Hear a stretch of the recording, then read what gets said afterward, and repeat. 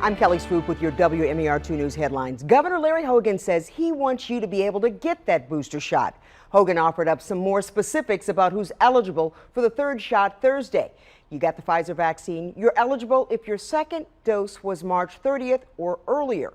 You also have to be 65 years or older, live in a long-term health care facility, or if you're 18 or older and work and live in a high-risk setting such as health care and grocery stores. Hogan says it's important to keep people healthy and that giving them access to booster shots is the right move. We're about maintaining immunity because we're finding people after 4, 5, 6 months, it starts to drop off. And we've started vaccinating people 9 months ago. So, it's not just how many people do we get vaccinated the first time, it's how many people can we keep safe for a long period of time until we stamp this thing out.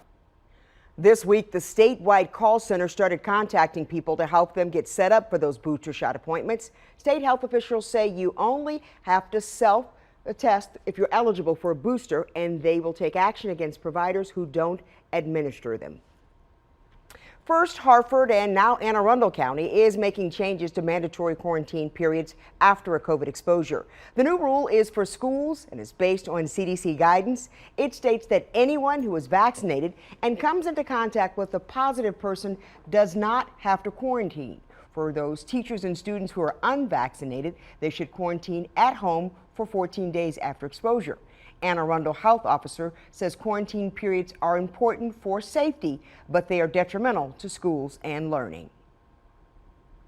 Unemployment claims are up again for the third straight week. Claims rose to 362,000 last week. That is up 11,000 from the previous week. Economists had expected claims to start decreasing. Hiring started slowing down in August when the Delta variant started spreading more.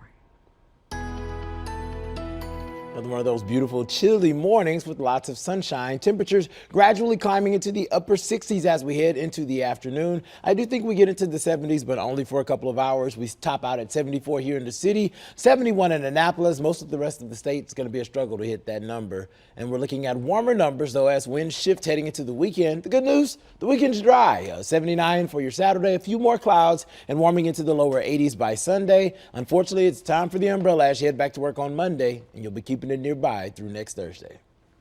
Stick with us online at WMAR2news.com for updates on top stories and breaking news. And for news and weather while you're on the go, download the WMAR2 News app in your app store.